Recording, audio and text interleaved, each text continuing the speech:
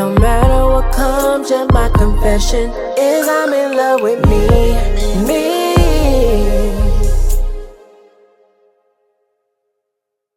Thing. All right, so we are recording. I'm excited. Me, me, me, me. Hey, girl, hey. Hey, girl, hey. All right, listen, there's no one more excited than I. This is your girl, Mimi Talks, and this is Talk to Mimi, the podcast. I got the good sis, the homegirl therapist, Miss Shantae, up in this piece. Up in this thing. How y'all doing? Hey. I am so excited. I feel like I may cry. I don't know why. It may be hormonal. But I feel No. Listen, and You know what's funny?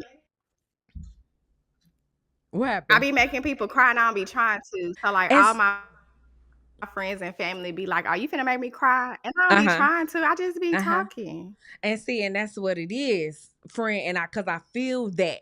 I'm like, I'm finna cry. Cause I don't know, did I sign up for it today? Huh?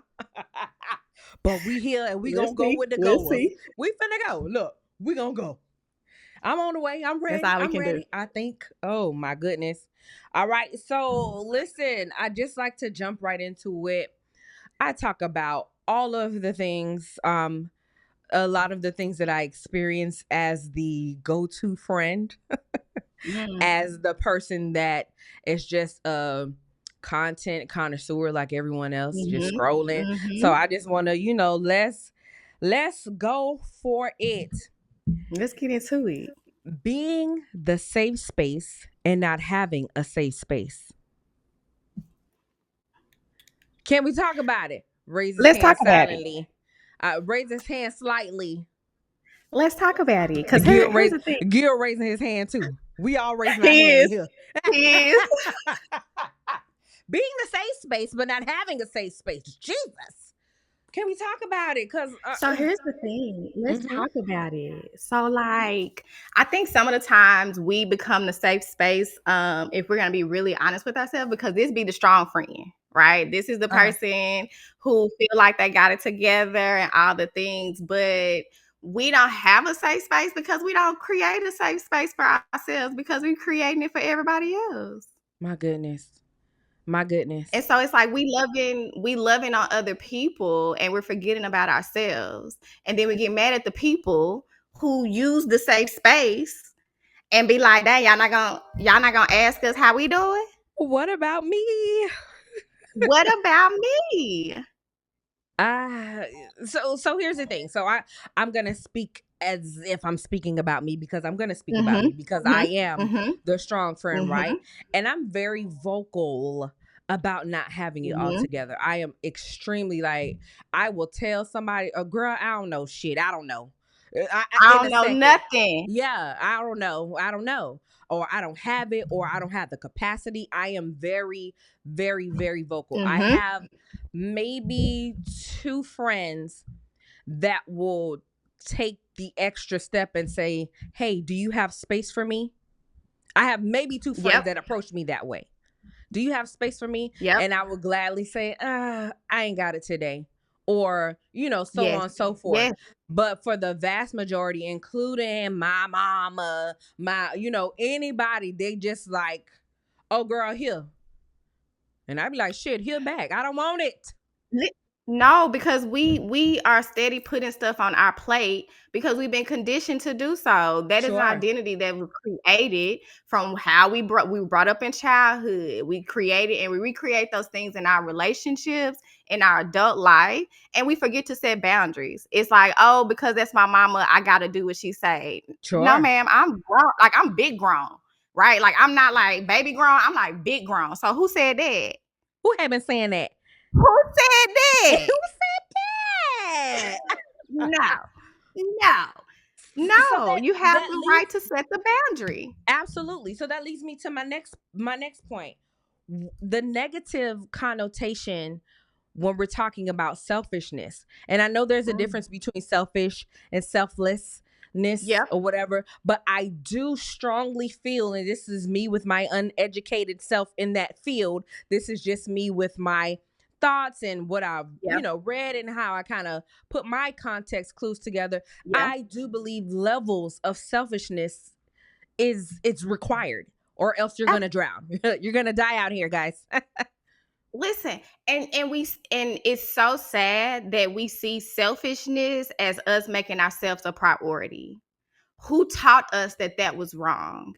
Who benefits from us not making ourselves a priority? Okay, clock it. Okay, like who benefits from that? And so Correct. if we don't do it for ourselves, what makes you think somebody else is gonna do it? My Lord Jesus on here today. See, I done told y'all, it's either gonna preach real good and I'ma shout. I ain't got my wig on, so I can't shout my wig off today.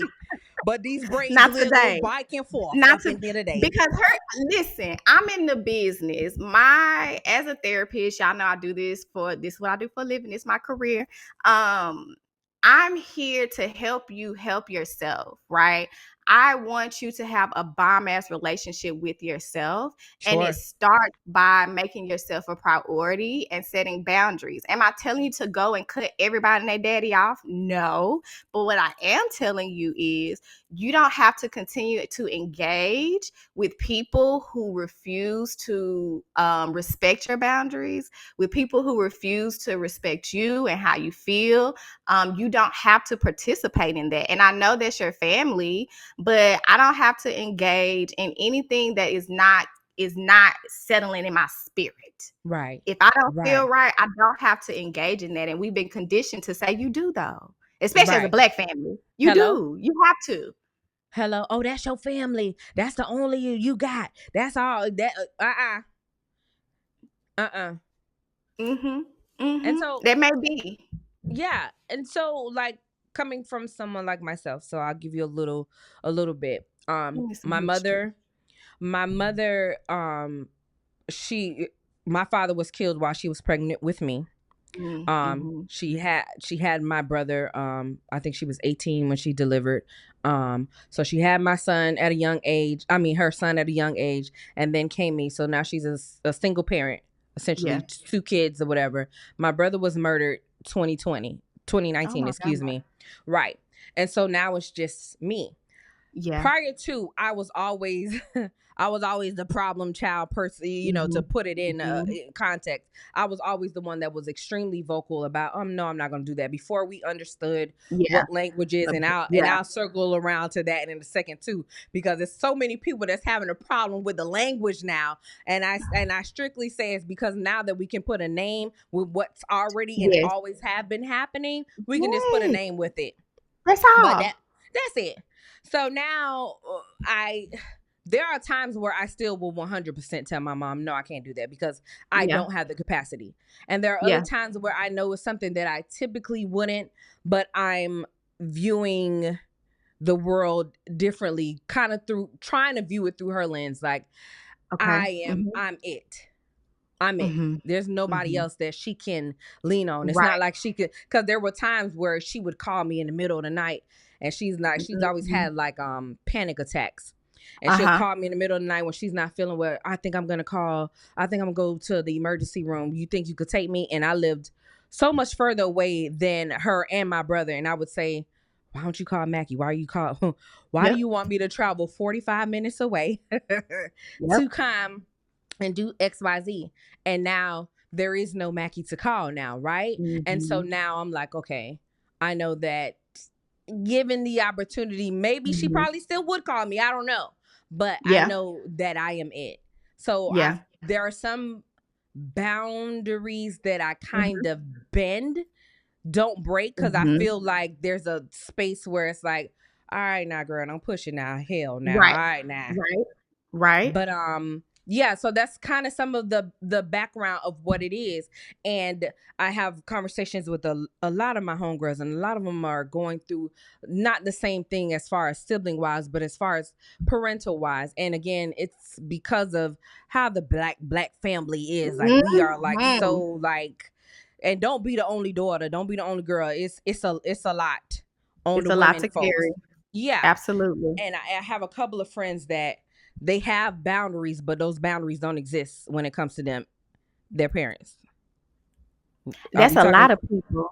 Oh, okay. Yeah, I mean, that's half my clients, half my caseloads. That be they Okay. struggle. And it's a The lot of boundaries. it. The boundaries. A lot of blind. it. Yeah. And it's the thing is, it's like, but they weren't taught to respect boundaries. They were Yep. taught you do what your mama and your daddy say, period, regardless of whatever, right? And so there is a level that we have to have some patience and grace because of they just didn't have the access that we have now to therapy, to concepts of healing that you can get that off of TikTok. You know what I'm saying? There's so much more access that they didn't have. And so there is a level of like, okay, I have to be patient. I have to show some sort of grace, but also communicating with them. We are afraid to communicate or to share because we're afraid of what they may say, or we're afraid of how they may make us feel. And it's like, I get it, but when will you start to do your work? Right. When will you start to advocate and speak up for yourself? When will you choose to say, hey, you know what? You may not understand, or you may feel like that you never did that thing. There are a lot of people who talk to their parents and be like, yeah, this thing made me feel dismissed or neglected. And the parent is like, I don't see how that, I don't know. And it's like, expect that. Expect for them to deny it. But that does not mean that you stop speaking your truth. And that's the problem. As soon as someone is resistant to the boundary, we stop speaking our truth, or we stop advocating for ourselves because it gets difficult for us. Here's the thing. We're doing a whole 360, a 160, 180, baby. They don't know. They have to catch up to like who you are. So you have to, if you don't hold your own boundaries, if you cross your own boundaries, what makes you think they won't? All they doing is watching you. They only responding to you're holding up a mirror, and they just giving you a reflection back. Listen, Linda. And because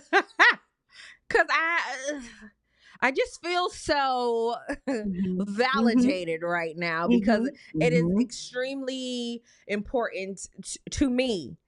Yeah. And I don't care who it is, my son included, my son's father, everybody. I say this without I don't feel no waist tied, like the old folks say. I don't feel no waist tied by repeating myself when it comes to my boundaries, because I am the advocate for me. I don't expect anyone to advocate for me like me. If you speak up for me, period, I feel you, friend, appreciate it. But there's no one that is going to advocate for me like me. So I will reiterate until they put me in that box. I'm going to say the same thing. Oh, no, I don't like that. I do not do that. Thank you very much. Have a blessed day. See, and here's the kicker with that, because you're absolutely right. But the problem is people don't know who they are. And when you don't know who you are, you don't know what you need. You don't know what you want. You don't know how to navigate this space because you don't know who the hell you are, and you don't know what to ask for. Oh my God. That's what was coming next. I was going to say, people don't even know. They don't know who they are, so they don't know what to advocate for, how to advocate for it, because you don't know what it is. And that brings me right back to the stigma of therapy, specifically in our community. Yeah. I can speak again from experience. So we had the situation with my brother, and I believe that grief just kind of changes its levels. It shifts. Yeah. So I'm not going to necessarily be crying my head off like I was in 2019. Absolutely.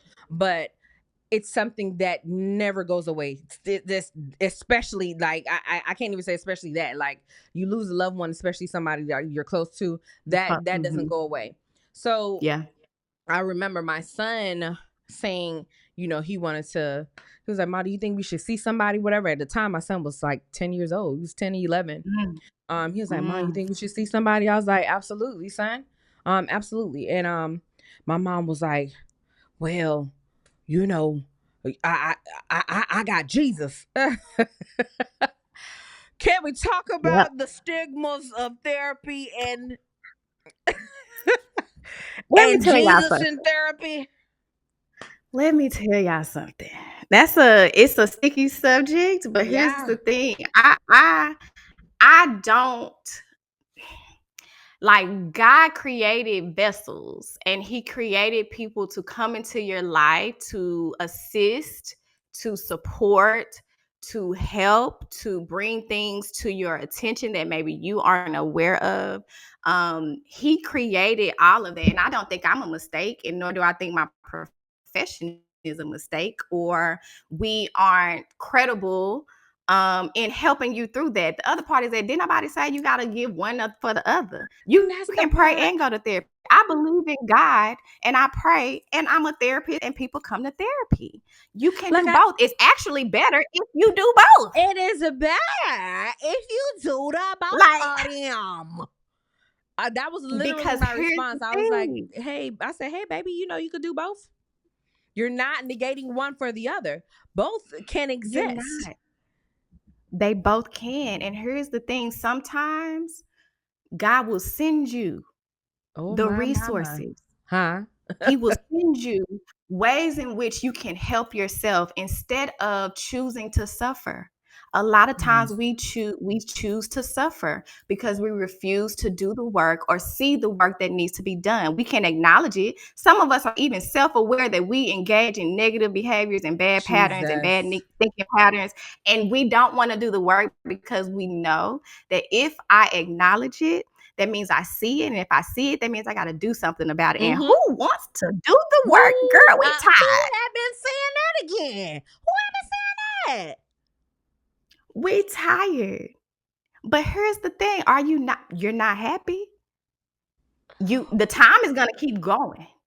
You're gonna keep being tired because the niggas we gotta work. Okay. Hello? So that can't be an excuse. We gotta work, we gotta raise the babies, we gotta do what we have to do. Life is gonna do what it has to do. But if you decide that life isn't worth me going the extra mile for myself, you're already stuck. You're sabotaging yourself. Friend, I think I'm going And to then just you're have. wondering why nothing is shaking.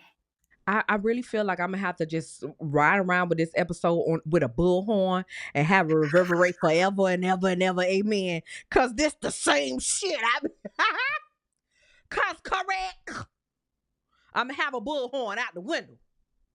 The Listen, homegirl and therapist said, I said what I said in my Nene voice, okay? correct. Because like people I know right now, especially religion is a huge thing, and especially it is steeped so deeply in Black culture and in our Yes, Black indeed. community. So much so that it can feel like a lot of people are brainwashed, and I hate putting those two things Yes. together, but Yeah, but I can just you're lost in the sauce. You're lost in the meaning of what it really was supposed to be for. correct.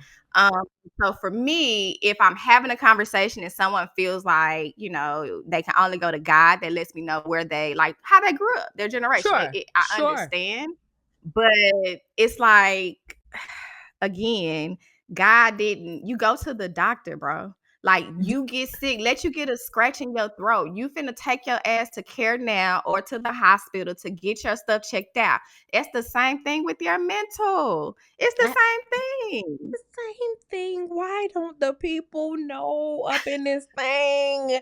Why don't they know? So we've been able to now, like I stated a few moments ago, we've been able to now put Mhm. names with the things that we've experienced for Mhm. generations and generations if we want to go there, because some of our big mamas was acting like this, some of our memas and grandmas and Yep. mamas and aunties was acting like this, Yep. right? So Straight let's like talk that. about us learning these new words. Everyone's a narcissist. Everyone is trying to figure out emotional intelligence and saying the Yeah. lack thereof, right? And Yeah. my favorite Yeah. one that triggered me, right? So it's my favorite. Oh my God. It's my favorite that I hear. I'm like, okay, All the because time. I have a general understanding of what a trigger is, and Yeah. my understanding is that no one in particular can know. Everyone's not going to know your trigger, so no one in particular can pull your trigger. You know what your trigger is, so you need to figure out how to not Say get your that, say that, trigger. say that for the people in the back. For the Okay. people in the bike, you know what your trigger is. It is not anyone else's responsibility, because that means everyone will forever be walking around on eggshells to not know what to say, when to say, how to say. We don't know. You know what your triggers are, and so you need to work on whatever exercises you need to figure out your triggers. I just wanted to put that out there, but I'm gonna let the homegirl therapist go ahead and say it the right way, because again, I'm just talking from what I'm just speaking for how I just calculated it in my mind when 2 + 2 was Yeah. equaling 4.5, Right. and You're not really 4. accurate. You're very you're very accurate. So a trigger is it's a stimulus that happens that creates some sort of reaction, right? So cause and effect. Something happened and I respond in a way that is triggering, and it usually has layers. So you're not really responding to the thing that the person did. You're responding to the thing that you have unhealed and have not worked through. So yes, we have triggers. Yes, some people have buttons, right? That person pushed my button. Who he didn't create the button. He didn't They make didn't it. create the trigger. And they a lot of times are unaware that that is a thing, but that is your work to work through, right? And to figure out. There are a lot of buzzwords in, pop psychology and counseling on social media. I also am tired of hearing narcissist and I'm really tired of hearing narcissist, right? Everyone is not a narcissist. Everyone has narcissistic characteristics sometimes, but we are not, like, everyone isn't a narcissist, right? And then some of that gaslighting. Okay, Gil said gaslighting. I forgot about that one. Gil. let me tell y'all something. So I gaslighting be wild. So I'm what am I considered? I'm a millennial. I'm an old millennial. I'm 37. Okay, so I'm 40. So yes, millennial. I think millennials started in like 1981. So yeah, we still qualify for, we the old school millennials. We on that side. Yeah. So I'm a millennial, right? And I see what's the people up under us? These little babies. Gen Z. Them little babies, right? Ooh, and I love my little babies. I love my little babies, but everybody is not gaslighting you. Like if someone I had a client thinking that their boss is gaslighting them because their boss is asking, hey, what are you on this project? And it's like, he's not gaslighting you, baby. There's a deadline. There's a deadline. There's a requirement. There is a requirement. And so it's like, let's stop thinking that everything is gaslighting. When we take a hold of these pop buzzwords, sure, we stop focusing on the real problem. Right.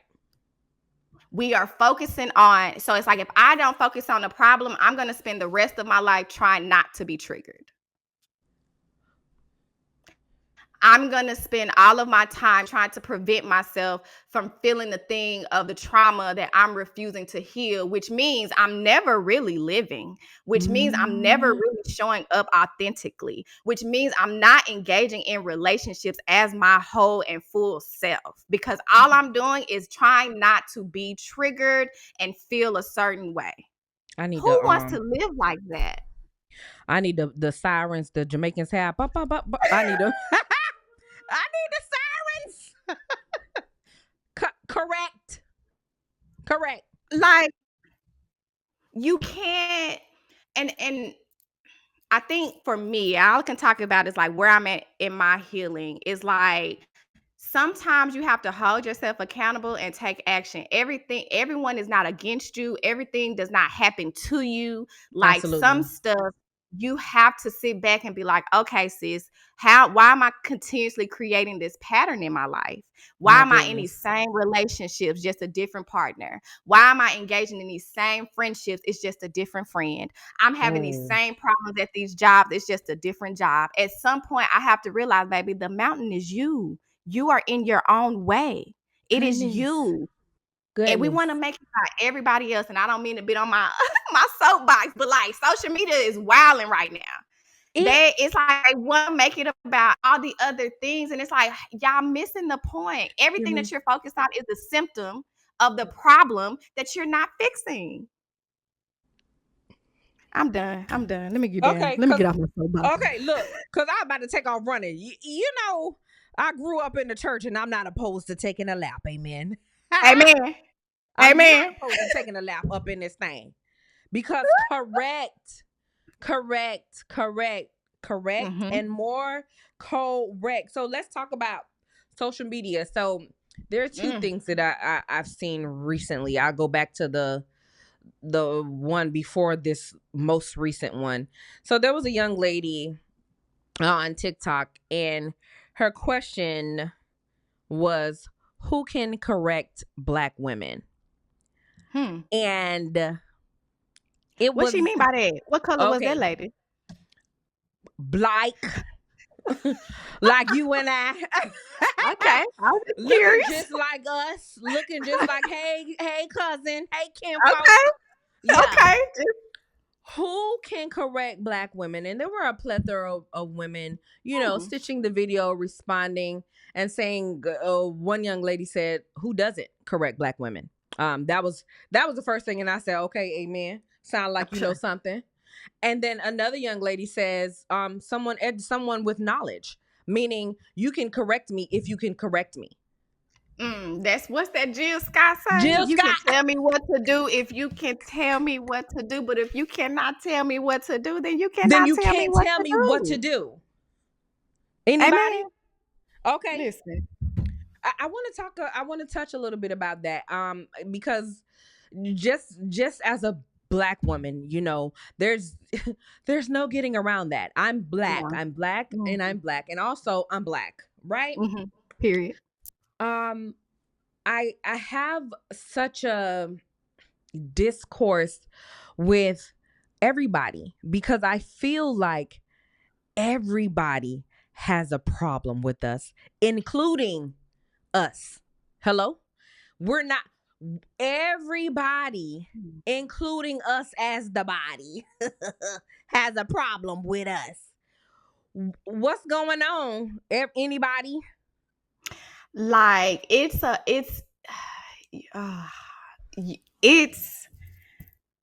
sometimes I hate it here. Yeah. Okay. Like it's like, again, like you said, we can't do anything right, wrong, incorrect, good, bad, smart, dumb. We can't do shit. We can't make a mistake. We cannot. Can't anything. Like, we cannot without someone having something to say. That's an interesting question that she asked, and I'm wondering why she would ask that question. Like, from where did that question stem from? And I can almost put the context together that maybe someone said something to her and maybe they didn't say it correctly, or maybe even in the tone that she may have preferred. Maybe it triggered her. Okay, because that's why I had asked what color she was. I was just wanting to be clear before I had went on about my statement. But I heard the other part of that is, now, two things can be true. Yes.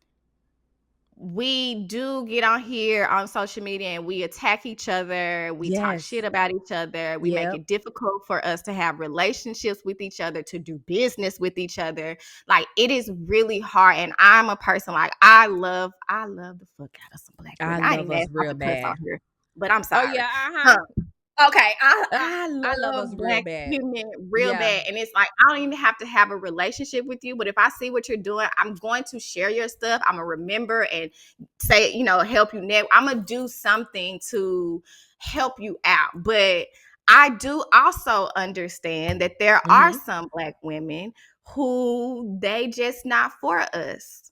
And I have to, like, there is a part that we have to play in, like, understanding people and picking up on just how people are. There are some people who can correct me. And it ain't really about them being educated and all that stuff. Sure. It's just that I respect you. You respect me. You can correct me. You can offer a correction. It's up to me if I'm going to take the correction or not.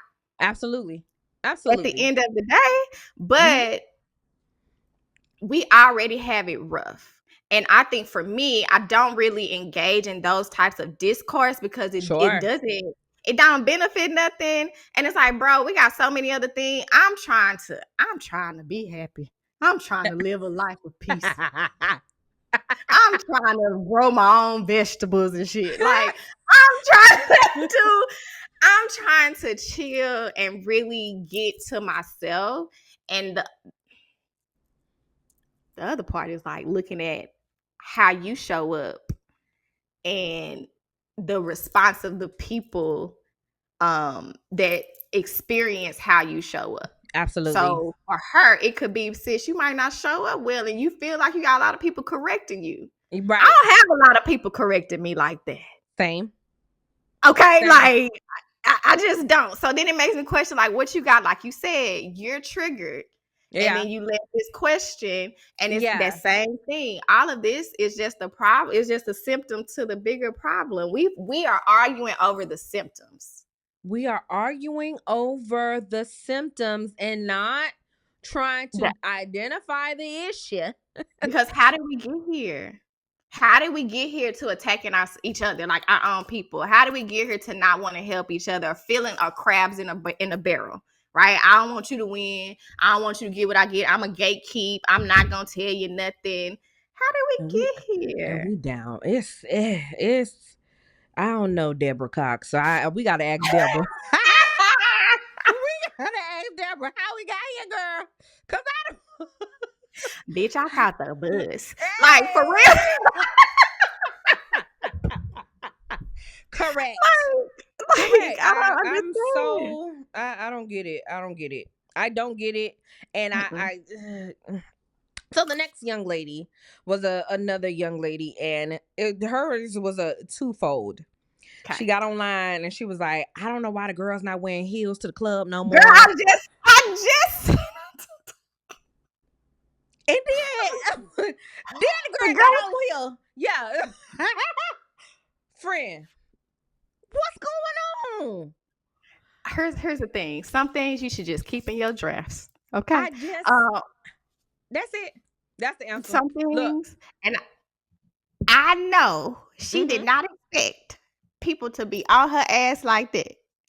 But also, you know me, I'm also a human and I engage in reindeer games sometimes. Sure. So like, ditto.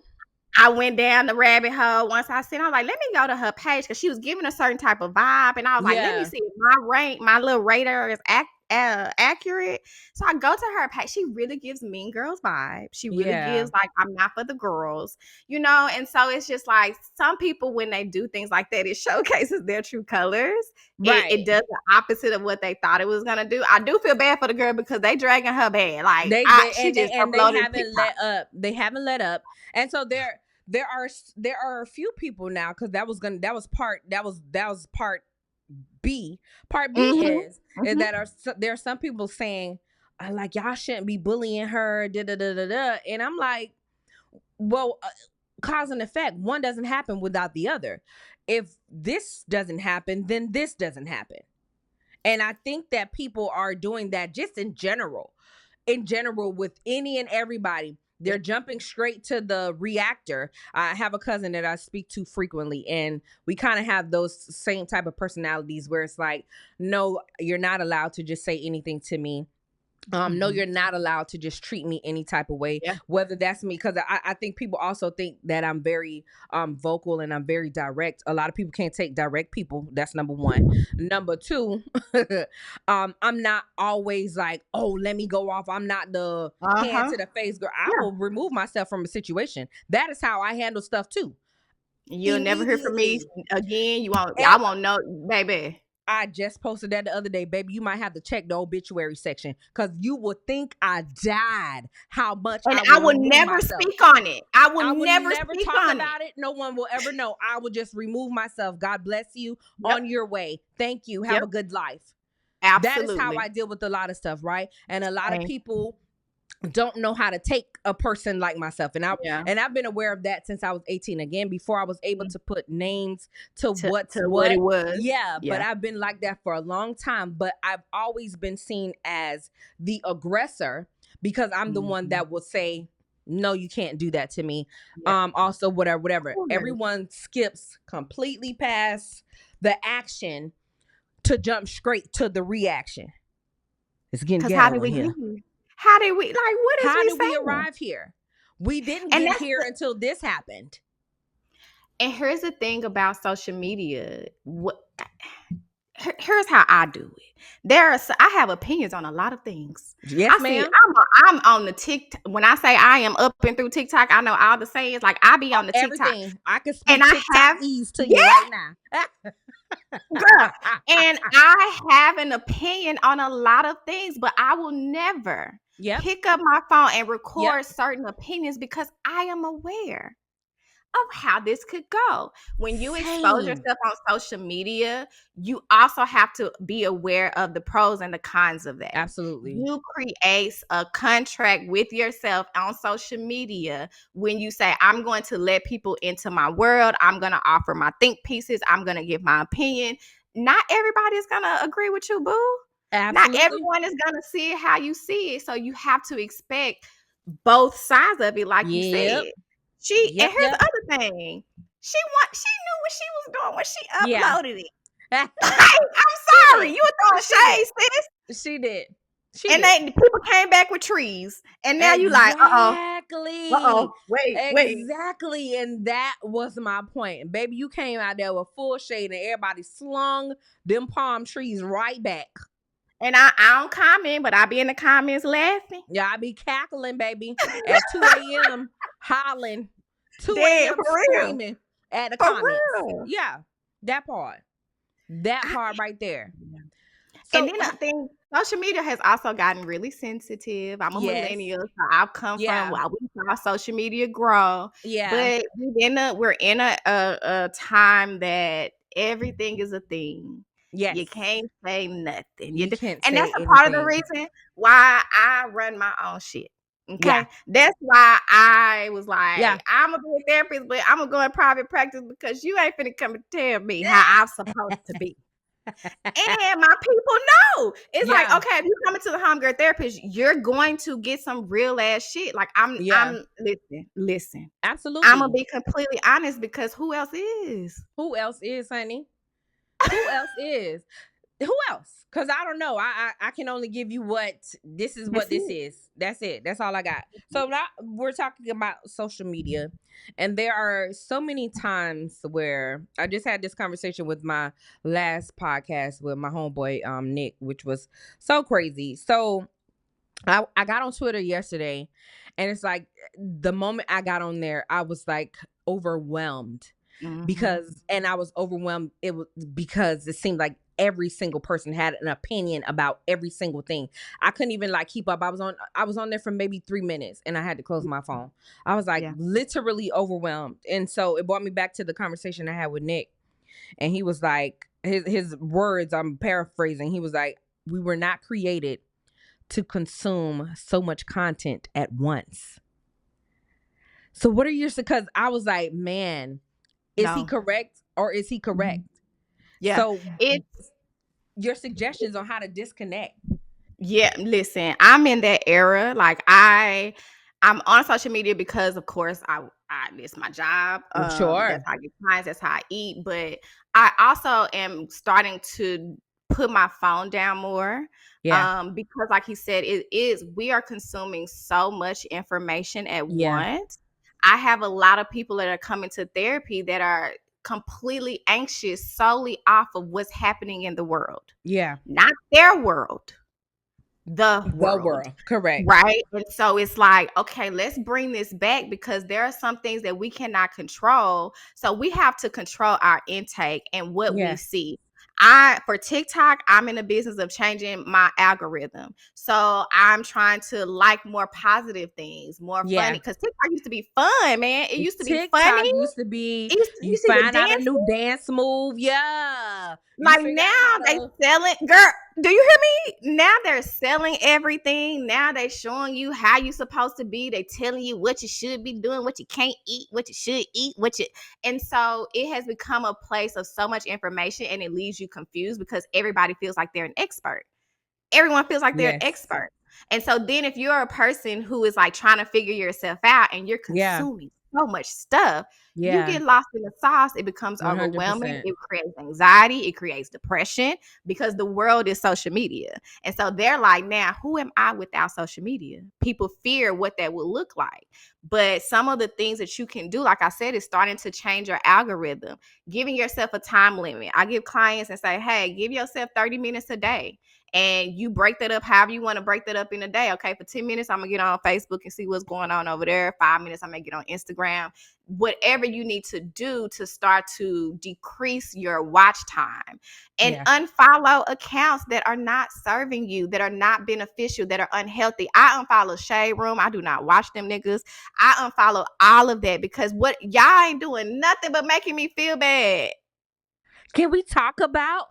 Let's talk about There's so many people that still follow accounts that makes them feel. Did you know you are in control of what you follow? Are you aware? Because I feel like some people aren't aware. Like, right, mind blown. Because I feel like you literally have to say, like, public service announcement. You control who you follow, sweetie. You can hit on follow at any time. And you ain't finna hurt nobody's feelings. They don't care. Them people don't care. Okay? Now people, and that's the thing, like, I don't follow a lot of the how can I say this? The girls. Because I don't follow the I don't follow a lot of the girls. I'm sorry. That's what I call them, the girls. I don't follow them. I can't. I don't. I don't. It ain't no like hateration y'all. or holleration It's in this history. It's not. It's not. It's just that I don't relate. And y'all not gonna make me feel bad about my life. Like what? I got enough people doing that for me. I don't need extra. And so it's unfollow those accounts that make you feel the way. Unfollow the accounts that you are comparing yourself to. You feel like I should be further because this person is that. Here's the thing. This is what I tell my people. First off, we can't be wishing we had something that somebody else had. One, I don't know what they had to do for that. I don't know what that would have cost me. I'm gonna insert some shout music right there. Boom, boom, boom, boom, boom, boom, boom, boom, boom, boom. And baby, some of these people had to do some wild shit for the stuff that they have. Because do you know? I wanted the people know. Some people, they had to do some wild shit to get that. Are you down to do that? No, baby. Sit your ass down. Like for real, like you don't know that. And also, we want to let's talk to the people who be going to the church and love the Lord. I know that what is for me has my name on it. It already belongs to me. And me wasting time looking on somebody else's paper and curving into their lane, all that is doing is distracting me for what's already mine. If I have that understanding that it's mine, I'm not in a rush. How can I be behind in my own life? Who am I racing? In my own life. Right. It must be your own self. I mean, hell, I don't know who. Like, who did you think that God magically forgot your name and said, you know what? Never mind. We just gonna let her run on autopilot while everybody else's life. Yeah. That's not how it works. Your life is defined by what you think about it. It's also about how you think about yourself. It's defined by what you think about it, how you think about yourself, your self-concept, all of that. And so if your self ain't good, you are gonna be more successful. How the hell you say that word? I was having Dang, you gonna have it's an easier chance for you to fall into like social media and get it wrapped up in that world and allowing it to affect you. And it affects the people whose self-concept isn't solid. So what's the line between keeping it together, right? Keeping your shit together, or keeping it bottled up? Because I feel like I feel like it could be a thin line and not between love and hate. It is. I'm the therapist that be like, what does it mean to keep yourself together? Right? Like, what does that look like for you? So Um, I'll give you an example. mhm. So last year I went to Atlanta for a photo shoot for when I Yeah. was getting ready to drop the podcast. Um it was hectic for me to get there, and not just like the arrangements, everything was fine, but my Uber driver was literally Mhm. driving 25 miles an hour. It was Yeah. like bizarre. I burnt the Yeah. hell out of myself trying to flat iron my hair, like everything. It was complete Murphy's Law. You hear me? Yep. Fully Everything that could go everything wrong just would. was Yeah. going insane. We made it to our flight on time or whatever. My, I'm a woman. My cycle happened to come on that same day. Woo. It was all of the things. Like when I I tell would have you been done. life was swinging, and that I hoe would have got been done. hands, baby. I Yeah. just was, I was just in the corner like, oh no, I'm down. Like I would get my ass whooped. You hear me? Yeah. Yeah. Winning. Yes. I brought my son with me because typically whenever I travel to Atlanta, it's usually like a quick trip, maybe for the weekend or whatever. And I was literally Mhm. going up there for the photo Wait, where shoot. you at? I'm in Miami. Oh, okay, you in Florida. Okay. Yeah. So it's usually like a quick turnaround. I might go on a Friday, come back Sunday evening or something like that. This particular time I was like, I always go to Atlanta and I never bring my son. I'm gonna bring Mhm. my son with me. So I was like, let's go, son, whatever. Yeah. He had a ball. He had the time of his life. Yeah. Heading back, our flight was delayed maybe 12 hours. It just kept getting delayed. It was because of inclement weather. It just Yeah. kept getting worse and worse and worse. I'm already panicky. Yeah. Um, Yes. Yeah. and because I have my son and he doesn't frequent planes, right? Mhm. And so he was already nervous, the plane right here. Now we're getting ready to go over there. He's panicking, asking. Now he's a big boy. But at the time he was 15, so he's not like no little Yeah. whatever. So, but he's still a child. So he's like, Mom, is everything okay? Is there, like, he's questioning every 5 seconds or whatever. Even when we finally, because we can see the rain, like we're at Yeah. Hartsfield, Uh-huh. which is called, Mhm. and we can see outside and see that it's like literally storming. Is it Yeah. going to be okay to fly? Like, are we going to be okay? Like, he's asking all of the questions. And so the whole time I'm having my own panic Anxiety. attack, Mhm. own anxiety. Mhm. But I'm like, he's already having a hard time. So I have to be mom right now. And I have Yeah. to keep it together so that I don't project any further fear. Because again, he's still a child.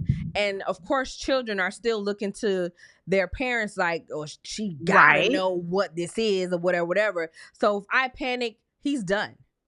So I had to Right. keep telling myself like, bitch, get that shit together, big dog, Yeah. because it's finna Yeah. go left. And whole time I'm literally spiraling in my mind. I had to keep like playing music. And even Mhm. while I'm playing music, he'll tap me again. Mom, did they say it was us? Like, it was like he was literally having a moment, His own his anxiety. own little thing. And I had to keep like telling myself, calm down, Melissa. Okay.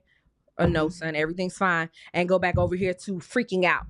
Even when we're Gotcha. on the plane, because we flying now, and the plane is rattling because he's course. trying to get above the The clouds. rain. And Mhm. listen, that thing, and I think he almost took my leg out, and I just had to just sit there and like, okay, I said, son, we're gonna make So it home. question. Yeah. Here I go. Oh God. See, here we go. How old is he? How old is he? At the time he was 15, so now he's 16 now. Mm-hmm. Okay. So here's my question to you, Mom. Here we In go. that moment, Uh-huh. what was the reason that you felt like you couldn't also share with him that you were also feeling anxious? I didn't want him to feel more anxious. I kicked into mama bear mode, I guess, where I felt like I am the protector. So if Okay. I don't protect you in this moment, we did this shit. This ship has sailed. We're done. Okay. Okay. I get that. Mhm. Now, question. How will he know how to manage his anxiety as he gets older? Because it's clear that he kind of got a little bit. That I don't know. I did my best to try to reassure Uh-huh. in those instances. Yeah. to say, hey, I we're gonna get home, everything's gonna be fine. Yeah. Because there were a few things that happened. Like we had to stop and get something to eat now because we've been here forever and ever. So we walked to McDonald's. Well, I walked to McDonald's. I said, you stay here, I'll go over there, because of course you can imagine at this point it's extremely crowded. We changed gates like 7 times. And at one point the trains was down, so we had to actually walk. It was a mess. That whole night was a mess. But I said, stay here, because we finally got a little area where we can sit. I said, you stay so you can keep our stuff here. I'll go get the food. When I got him to stand up to come get the food, the fucking bag of food spills all on the floor. And now he's like literally, so he plays football, right? And I'm not the parent that allows my child to curse, but I'm not aware that this is what happens. I'm not one of those people that don't like oblivious. Yes, like, oh, all of a sudden my son, no. And if he could have yelled that at that moment, he would have. He just literally, I was like, hey, it's okay. It's just food. Everything didn't spill out of the bag. I guess I'm saying I did my best to try to not add fuel to the fire. Further. Right. And I think as parents, that's our role, and that's the role we take on. I always challenge of like,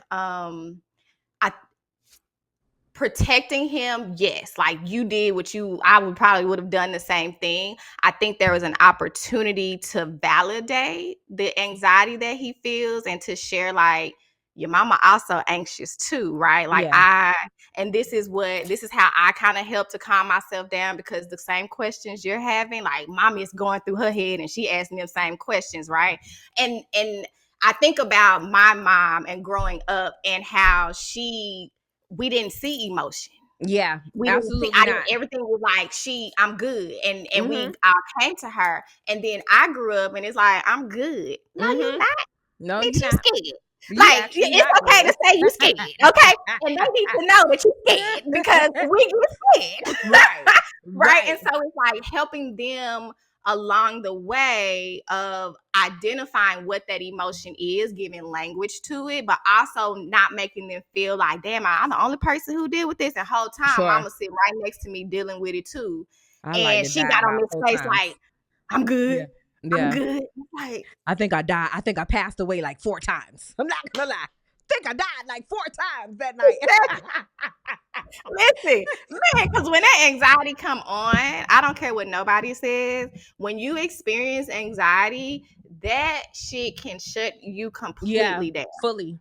It can't. I'm a person who gets overstimulated. Like, if too much is happening, I cannot function. And so I had to create things of like, how am I able to navigate the world? Because there's going to be crowds. There are going to be people. There are going to be loud noises. There are going to be things that I can't control. I have to figure out how to control myself and my own anxiety. And so it's like identifying, what do you need? I have noise canceling headphones. I use them at the house, because if I'm in the living room or if I'm in the kitchen and my husband is sitting on the couch and he watching TV loud as hell, and then my son is in there playing that video game and he yelling to his friends loud as hell, and I'm trying to cook and clean and do, it's too much, huh? it is too much. And I've had to say to my son, he's 7, but in his little language, like, hey, sometimes mommy gets it's called anxiety, but sometimes she can get a little overstimulated, or it feels like I'm too excited. That's the only way I can describe, because he knows what feeling excited feels like. Right. And so I'm like, it feels like I'm too excited. And sometimes mommy just has to take a little time for herself, but it's okay. And now he's like, when he get up and he like, mommy, I think I need to take some time for myself. Yes, son. Yes. Go in there and take your moment to, breathe. But it's because, for me, I don't want him to grow up and think that I have it together. I had it together all the time. Because then he's going to grow up and expect his person to have it together all the time. Absolutely. And it's like, here's the thing. Now, I hate when dudes be like, my mama did everything. My mama did this. My mama and did. And I be wanting to say, your mama was miserable, baby. Your mama was miserable. And that's I had a male client, and I said, did you ask your mama how she felt about that? Because you taking this and you're telling your girlfriend or your wife that you want her to be like your mama, and your mama didn't want to be like your mama. Your mama didn't want to be like your mama. Your mama wished that she was able to advocate for herself, to take some time for Jesus. herself, to tell these niggas no, to say, Hello. hey, I don't feel like it today and I don't have to give an explanation. I show up every other day. Y'all can't give me 2 days. Okay. Like, that's what your mama wanted to say. So that's the Absolutely. other part of like breaking down how people perceive certain things. And that's where Right. communication come in. Right. Because these relationships these days, oh my God. Oh my God. Yeah. We need to take some of these podcast mics away. Okay. Either that or start charging like how they charge for U.S. citizenship. They be Girl, shut up. You need a criminal background. No, for real. We need to go through your previous social medias. I need to look at your Facebook statuses because that will let me know if you deserve a podcast mic or not. I'm sick and tired of being sick and tired up in here. I'm telling you right now. Girl. Eliminate them now. Every last one of them. Yeah, so that was my little thing. I think again that particular time we speak frequently. My son and I, we speak frequently, and we take the moments because my son has always been just like, you know, most little boys. He's always been a mama's boy. He's always been like, when I sit on the couch, it can be a whole couch. It's knee to knee. And I would say, hey, son, can you scoot over a little bit? There's a lot of couch here. And he would look at me like so confused, like, what you mean? Move your ass over. Stop touching me. Please. Thank you. I love you. Move over. Thank you. Yes. I just, for that particular moment, and it's still with me today. So that happened a year ago, so you can imagine that that's why I can remember all the minor details of everything. Yeah. It is still with me in this moment. Yeah. Because I have carried that with me for so long. And I again, the same thing that I tell to a lot of people, I would say, hey, I don't know if I'm right or wrong in this instance. I'm just telling you, this is how I decided to move forward. I'm not sure if this was right or wrong, but I feel like this is how I needed to, when my fight or flight came into place, this is the fight that came in. Like, okay, girl. Yeah. And I a lot of the work that my clients have to do is like, I want to say forgiving themselves for the, I guess hard. I would say that forgiving themselves for the decisions that they made, and for them, they say mistakes. I say decisions. Sure. Because they're, like I tell them, we make certain decisions during whatever time that we really feel like is right for ourselves, good or bad, right? And certain moments, like even in your scenario, like in that moment, it was right for me to put on my face and make sure my son was good, right?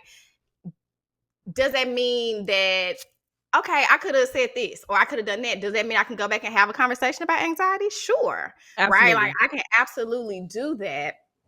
But you have to be in that space to have those types of conversations. Sure. You know, like to go back and really look at what could have happened differently or been done differently, that it prepares our child to be an adult. Because we're raising little kids, we're raising little people. You know, and they watch how we respond. Yes, they watch everything. It's not what we say. They watch how we respond, what we do, how we talk to people, all those. And so that's the things that they're going to pick up on. And so we just have to be mindful of how we navigate that. Yes, ma'am. All right, I got one more because I don't want to be before the people long. I can talk forever about some good stuff. Okay.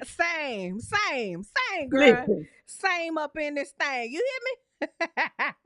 So I'm literally talking about me here, but I'm not only talking about me, because I'm using me as the example because I know 2 other people have experiences. So, but I can relate. So I seen a young lady on Twitter actually, and she was like, how difficult is it while you're healing from the person you're co-parenting with? Yep, it was crickets like that too. I ain't gonna lie to you. Me and my son's father, we are great friends. We're Mhm. great. Like, we can sit on the phone right now today. If I call him right Mhm. now, we can sit on the phone and cackle for maybe 2.5 hours. No Mhm. bullshit. Yeah. During the time when it was time, it wasn't that time. It You wasn't hear me? that. So we were friends. We've known each other since we were kids, like 14. Yeah. We started dating a little bit later, like in the 20s or whatever. And Mhm. then we were together for a very long time. Very long time, like 14 years, long time. Oh Together wow. for a long time. Yeah. And then I like to call it an intermission where we had to get back to being friends because Mhm. no Mhm. matter what this was, Yeah. right? We still created a beautiful life. Yep. And it, in essence, we're not married, but it is till death do us part. Because Yeah. the time that we'll be able to not communicate is when we're no longer here. Because we Yeah. have to communicate. Right.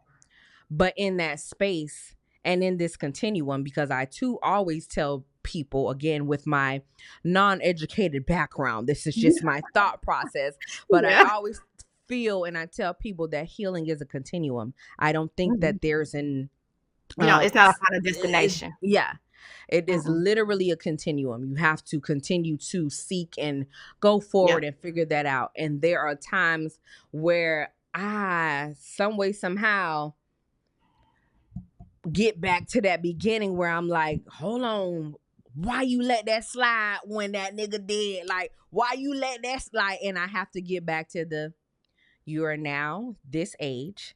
You That's not where now we at. know better. You Yep. now, you have to let 22-year-old Melissa, that's what she Absolutely. had to experience, XYZ, and now you're here. But Yeah. man, them little nuances when I be having a flashback back like that. So Raven, she used to look Mhm. into the future. I be going by like, hold on. Listen. So let's talk about that It's forgiveness of yourself and the healing that has to take place in order for this child to have the best possible outcome, because it's not again, we're two human beings walking in our absolutely. own separate paths, trying to figure Absolutely. this out as we go, along with Absolutely. a little person. Yeah. The so I haven't had that experience personally, but I've been around a lot of people who have. Mm-hmm. Yeah, my mama. Mm-hmm. But Mm-hmm. but so the thing with healing from the person that you're parenting with, um, one, we have to separate. I think a lot of times we still look at this person like our man, Mm-hmm. right? And it's like, no, we have to separate this person. This person is no longer my man. He is the child, the son, or the father of my child. And there are different expectations for that. There will be times where you will be triggered by an interaction with this person, but Sure. it's still up to you have to do the work yourself. Right. Absolutely. We can't control the other person. We can't change the other person, but you are required to do the work yourself. I tell my clients who are struggling with the dads that they have children with, sometimes you have to take the lead in the areas that you want to see something done differently. Like, Absolutely. I can't say I want co-parenting to be different and I'm waiting on this person to take the lead. Correct. There will be times where you are picking up all of the balls that this person is dropping. There will be times where this person may act a damn fool and you can't get them to do what you need them to do, right? And here's the thing, that will happen, but the ultimate goal is like, one, how am I going to protect my son, my child? Mm-hmm. And what can I do to not further harm this kid? Absolutely. I keep myself stuck in and I'm just going to be honest, in the angry baby mama, angry baby daddy kind of trope. Sure. That's where I must stay. Mm-hmm. Mm-hmm. And the child is going to recognize that. So as the person taking the lead, you see how you want to move differently. What can you do? Okay, he gonna call with some bullshit. Okay, I already know he called with some bullshit. I'm not gonna answer it. No, I'm not gonna take it personal. Mm-hmm. That's what he do. You know what I'm saying? And it's you taking that lead and choosing to separate these two people, or separate this person, from dad, mom, a man, Sure. wife, whatever, and seeing them as that. If they decide that they don't want to be active in their child's life for whatever reason, wherever they are in their life, cool. They don't have nothing to do with you. That has nothing to do with you. Your job is to keep that door open for your kid. If daddy say he want to come back and have a conversation, that's between you and your child. That has nothing to do with me, right? We sometimes want to insert ourselves because we're still hurt. And we want to show our ass because it's like, yeah, I'm still hurt. So I'm finna, and it's like, yeah, first you go heal that. yeah, It will not work unless you heal yourself, because you can't wait to be healed waiting on this person to get their stuff together. You're going to be waiting forever. Your healing cannot be dictated on whether or not somebody agrees with you, sees that they are the fuck up, whether or not that person feels like you're right. They may not ever tell you that, but my healing can't be on hold because of that. I can't stop being a mom to my child because I'm beefing with the baby daddy or the baby mama. I can't do that. Right. So you have to choose, like, my kid is important. How would me as a mom, how can I show up for my kid in this space? Do I call the nigga and cuss him out? Nah. If he call and cuss me out, he texts and cuss me out, all right, I'm gonna go about my business. I can put it on silent, block. I'm gonna do whatever. I need to do. What you can do, you can only control what you can control. We cannot control these people. My goodness. You cannot control if they want to be in a relationship or want to be in a child's life or not. We can't control that, but you can heal yourself. You can't start to do things differently. You cannot talk crazy about the other person to the child or around the child. Let the child come up with their own idea of what their parent is. That's what my mom had to listen. My mom never talked bad about my daddy. She always used to say, y'all will figure it out on your own. I don't have to do it for you. Absolutely. I don't have to tell you what I think about him. You will figure it out on your own. Absolutely. That is my line. If we go on with that mindset, it helps to start separating yourself from this attachment that you have with this person that caused you trauma. You're removed from it. Yeah. The danger is no longer there. So you don't have to keep fighting. It's no longer there. There is no need to fight. Goodness. What about our kid? I know you feel that way about me. I get it, but what you gonna do for Donovan? I don't know. What you gonna? Okay, Donovan need this. What we doing? You're not gonna bet. All right. I just wanted to ask. And you stand your ground. You set your boundary. You be the parent that your child needs that he's not getting from the other parent. Unfortunately, here's the thing: somebody got to do it. And I know we feel like us as moms. Yeah, it's like we have to do everything. But hey, it is what it is. So what you gonna do? What is you gonna do? You're gonna figure it out, and you're gonna figure out how to navigate that. Once you stop worrying about them and worrying about yourself, it gets so much easier.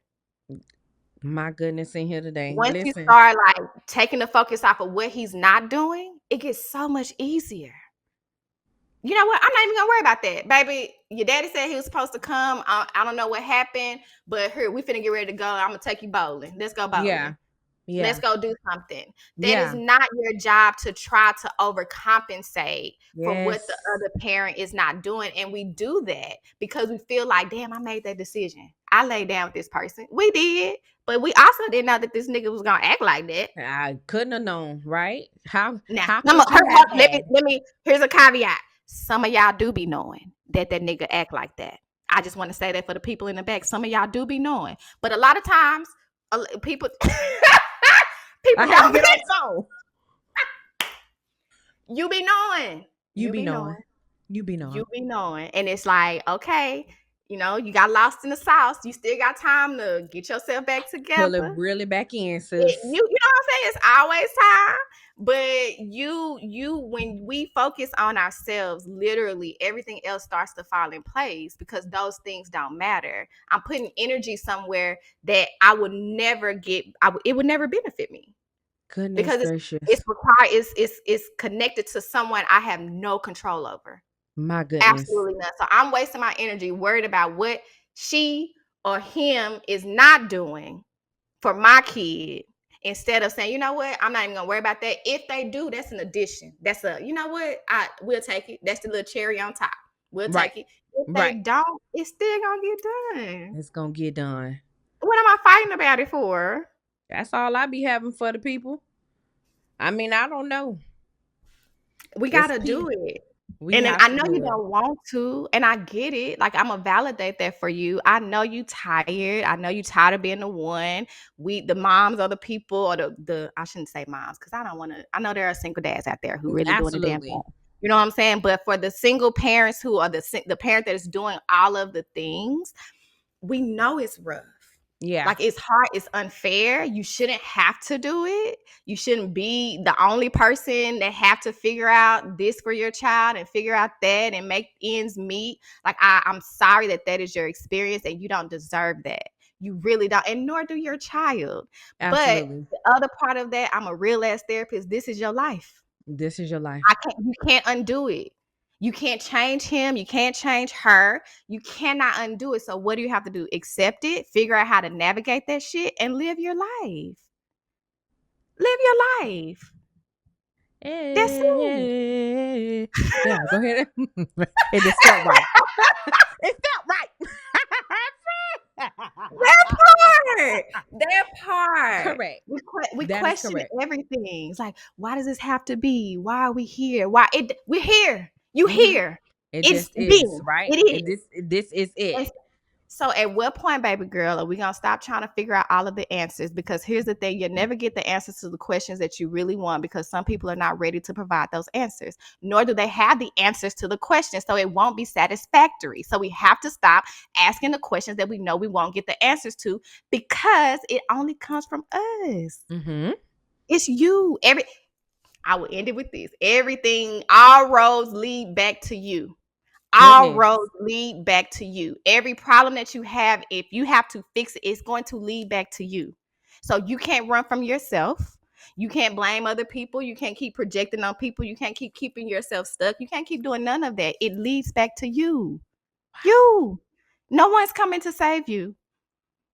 No one's coming to save you. No one. I'm sorry. I wish niggas would. I wish people did, but no one is coming to save you. You have to save yourself. You just got to. I cannot wait till this episode airs and my cousin gonna be like, bitch, who was talking, you or her? Cause that's what I be saying.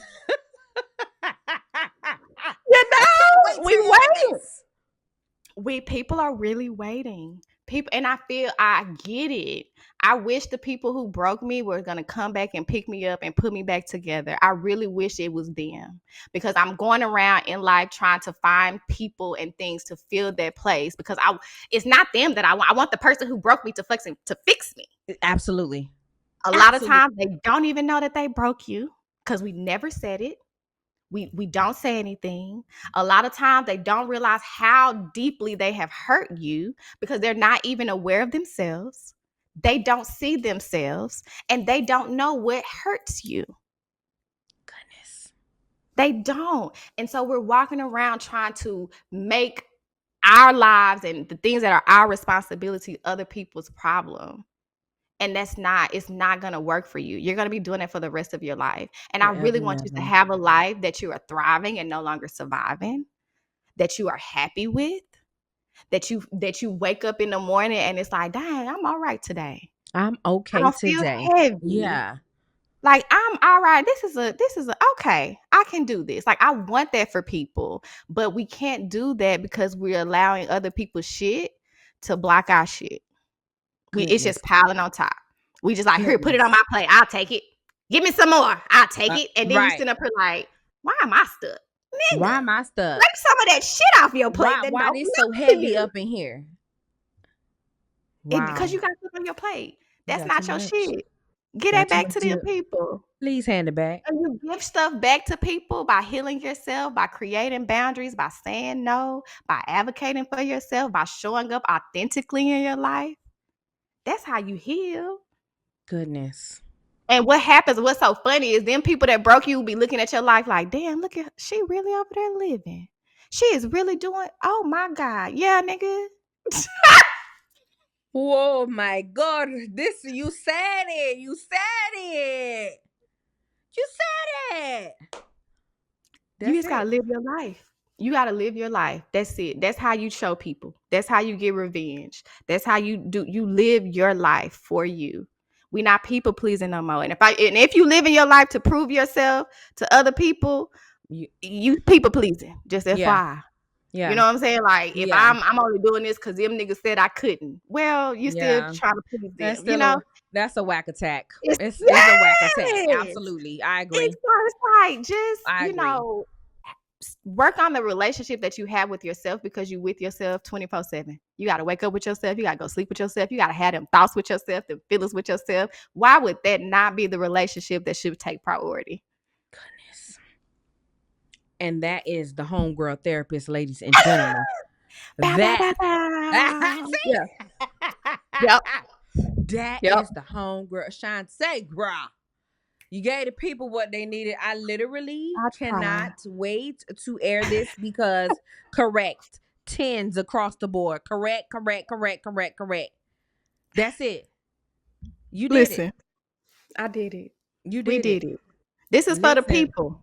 I hope For somebody the take people. it and let this be a seed that was planted. Y'all go get Absolutely. therapy. There's nothing wrong with it. It's the best thing that you can do for yourself. It's the best thing that you can do for your children and the generation that comes after you. And it can be scary. It can be uncomfortable, but find one that Absolutely. looks like you. Right? I'm an advocate for finding you a good black therapist. Okay? Hello? Right? I got a good sister. Her name, You know her what name I'm saying? Renee. She's Listen. Renee from round the way. Listen, I got Ivy and Ivy from Shreveport. Okay, she from Louisiana. So like, it's like go to therapy, y'all. It's not. It's really for you. It is a space for you to have where you can authentically be yourself, where you can let those thoughts out that you don't want nobody to know, and unpack that box that's been hidden for so long with someone that you can trust. And also, we can't tell nobody. That shit stay between me and you. And I don't know your mama, your people, your social media. Ain't nobody I can tell. So use that space for you to show up for yourself. Therapy is a safe space. I create a safe space for you to be able to heal yourself. That's it. I'm not trying to fix you. You're fixing yourself. I'm just holding space for you. I'm letting you know that it's okay. I'm validating that experience because I get it. That shit was fucked up. Okay? Yeah. Look at us agreeing. Like damn, yeah. that was fucked up. Listen, that was fucked up. Like, I get it. But you know what, girl? We finna get through this shit. Mm-hmm. We finna get through it because you deserve a life that you're happy with, content with, that you enjoy, that you feel like you're thriving in relationships that you're thriving in. Like, you deserve to be in healthy, whole relationships with people who fuck with you. Yeah. And when you do the work, because there is a fear that, oh my God, that means I gotta leave people behind. Sometimes you will, right? When you do the work and you start to heal and get rid of that trauma, you will leave some people behind, but the people that are for you will meet you on the other side. They will meet you on the other side, and your tribe will unite. You will find your tribe. Trust me. Your new life will cost you your old one. Gil, we're done. We done. Your new life will cost you your old one. The homegirl therapist, ladies and gentlemen. Amen. We're gonna pass around the collection plate. I appreciate you beyond what I can even put into words. What we should do this again. We have to do this again. We have to do this again because I actually have maybe about 6 more questions, but so we have to. Listen, part two. Lay around for part two. Sis, I appreciate you so much.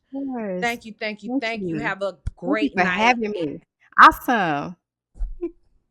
I didn't cry, but one of my eyelashes, half of the eyelash came off. I didn't want to take it all the way off, so I look like I got one eye bigger than the other. But it did come off. So we was almost there. Next time, I'm pretty sure I just won't wear no lashes at all. We're going to go deeper. We're just going to go a little deeper. I'm so afraid, and I'm so ready. All right, sis. Awesome. Peace. Thank you. Have a good one. Peace. All right, we did it. Audio saved up in this thing.